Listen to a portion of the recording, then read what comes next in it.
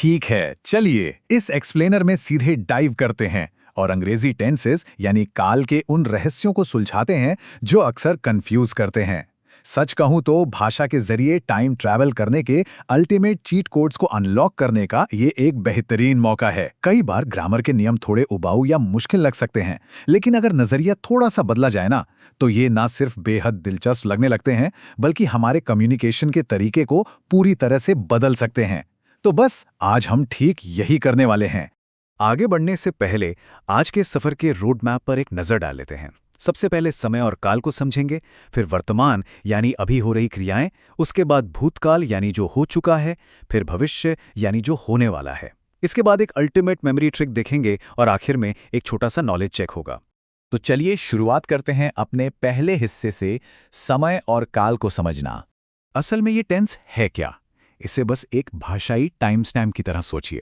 ये हमारे दिमाग में चलने वाले ख्यालों और हमारे एक्शंस को समय की असल दुनिया में फिक्स कर देता है। ये एकदम क्लियर कर देता है कि कोई घटना पहले हुई थी, अभी चल रही है या फिर आगे कभी होने वाली है। सोच कर देखिए, अगर टेंस ना हो तो हमारी हर बातचीत बस एक भूल भुलैया बनकर रह जाएगी। किसी को पता ही नहीं चलेगा कि बात आखिर कब की हो रही है। अब आगे बढ़ते हैं दूसरे भाग की तरफ, वर्तमान यानी वो एक्शन जो अभी हो रहे हैं। अब इस स्लाइड पर थोड़ा गौर कीजिए। यहाँ एक बहुत ही शानदार मैथमेटिकल सिमेट्री यानी गणितीय समरूपता देखने को मिलती है। ये चारों फॉर्मूले ना वर्तमान को बनाने के लिए किसी आसान सी रेसिपी की तरह काम करते हैं। चाहे बात सिंपल प्रेजेंट की हो, जहाँ सीधे सब्जेक्ट और वर्ब की फर्स्ट फॉर्म लगानी है, या फिर परफेक्ट कंटिन्यूअस की गहराई हो, जहाँ काम काफ़ी देर से चल रहा होता है। हर एक स्ट्रक्चर के लिए बस कुछ शब्दों को एक तय और सटीक क्रम में सेट करना होता है। बस इतना ही आसान है। और यही बात इस स्लाइड में एकदम साफ हो जाती है। जब हम दो भाषाओं के बीच एक पुल बनाते हैं, तो पता चलता है कि ये बाइलिंगुअल एंकरिंग कॉन्सेप्ट्स को कितनी तेजी से दिमाग में बिठा देती है। जैसे ही हम आई प्ले क्रिकेट देखते हैं, वो तुरंत मैं क्रिकेट खेलता हूं कि हिंदी मतलब से जुड़ जाता है। इससे हमारा दिमाग इस पैटर्न को हमेशा के लिए लॉक कर लेता है। चलिए अब टाइमलाइन में थोड़ा पीछे चलते हैं। भाग 3, भूतकाल यानी वो क्रियाएं जो पूरी हो चुकी हैं। यहाँ एक खास रिदम पर ध्यान दीजिए। इसका जो बेसिक स्ट्रक्चर है वो बिल्कुल वर्तमान यानी प्रेजेंट काल जैसा ही है, बस यहाँ मेन एंकर शब्द बदल गए हैं। इज बन गया है वॉज और हैज़ बदल गया है हैड में।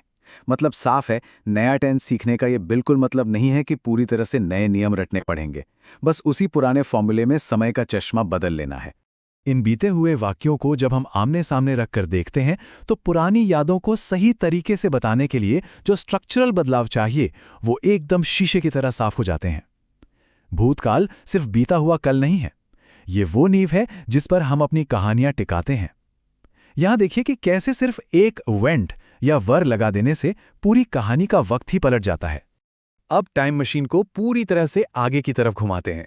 भाग 4, भविष्य यानी जो एक्शन अभी होने बाकी हैं।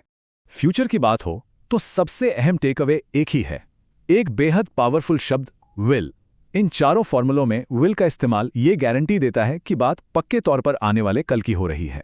विल एक ऐसा जादुई शब्द है जो पलक झपकते ही हमारा ध्यान भविष्य की घटनाओं पर शिफ्ट कर देता है। और एक बार फिर इंग्लिश के इरादों को सीधे हिंदी के वाक्यों के साथ मैप करने से फ्यूचर के इन स्ट्रक्चर्स को समझना बच्चों का खेल लगने लगता है।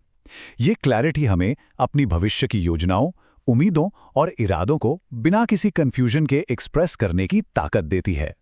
अब वक्त है एक क्विक मेंटल पैलेट क्लींजर का, जहां हम इस पूरी चर्चा का निचोड़ निकालेंगे। भाग 5, अल्टीमेट मेमोरी ट्रिक। ये एक लाइन पूरी थ्योरी को बहुत ही खूबसूरती से समराइज कर देती है। बस 3 मेंटल एंकर्स याद रखने हैं, अभी, पहले और आगे। टेंस के रूल्स याद रखने का ये अल्टीमेट चीट कोड है। जब भी दिमाग उलझन में हो कि कौन सा टेंस कहां लगेगा, बस इस शॉर्ट ट्रिक को याद कर लीजिए। ये बड़े बड़े व्याकरण के नियमों को एकदम रोजमर्रा की आम समझ में बदल देता है। चलिए अब तक जो कुछ भी देखा उसे थोड़ा टेस्ट करने का वक्त आ गया है। भाग 6, नॉलेज चेक। पहला चैलेंज, ये रोजमर्रा के काम के लिए सिंपल प्रेजेंट टेंस के इस्तेमाल का टेस्ट है। सवाल है, she blank to school every day. अब सोचिए सही वर्ब क्या होना चाहिए, गो, गोज, गोइंग या गॉन। इस पहेली को सुलझाने के लिए सब्जेक्ट और समय दोनों पर ध्यान देना होगा। और बिल्कुल सही जवाब है गोज। यहाँ कैच ये है कि हमारा सब्जेक्ट शी एक थर्ड पर्सन है, जो बिना किसी रुकावट के तय करता है कि कौन सा वर्ब लगेगा। क्योंकि ये काम रोज होता है, इसलिए मूल वर्ब गो में ईएस जुड़ जाता है और वो बन जाता है गोज। चलिए अब एक थोड़ा ट्रिकी सवाल लेते हैं। यहां एक ऐसे काम को पहचानना है जो भूतकाल में लगातार चल रहा था, ठीक उसी वक्त जब कोई दूसरी घटना घटी। सवाल है we blank watching TV when the call happened. यहां सही विकल्प क्या होगा, इज, आर, वर या हैव? और इसका सही जवाब है व। ये हमेशा याद रखने वाली बात है कि जब पास्ट में कोई कंटीन्यूअस एक्शन हो रहा हो और सब्जेक्ट वी जैसा प्लूरल यानी बहुवचन हो, तो वहां हमेशा व का ही इस्तेमाल होता है। यही वो छोटे छोटे नियम हैं जो इंग्लिश को इतना सटीक बनाते हैं। अब फटाफट इन 3 अलग अलग सेंटेंस स्ट्रक्चर्स का एक रैपिड रिव्यू कर लेते हैं। ये हमारे दिमाग में परफेक्ट, परफेक्ट कंटीन्यूअस और सिंपल फ्यूचर के फॉर्मूलों को एकदम पक्का कर देगा। पहले में हैड, दूसरे में हैज बीन और तीसरे में विल का इस्तेमाल एकदम क्लियर कर देता है कि अलग अलग टाइम जोन्स में ये नियम असल में काम कैसे करते हैं।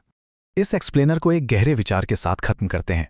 सोचिए जरा, ग्रामर की असली ताकत सिर्फ नियम रटने या सही ऑप्शन चुनने में बिल्कुल नहीं है, बल्कि ये सोचने वाली बात है कि हमारा क्लियर कम्युनिकेशन और सही शब्दों का चुनाव हमारे विचारों को कितनी गहराई से बदलता है। जो भाषा पर पकड़ बना लेता है, वो समय को शब्दों में पिरोने का मास्टर बन जाता है। इसी सोच के साथ हमारी आज की ये चर्चा यहीं पूरी होती है।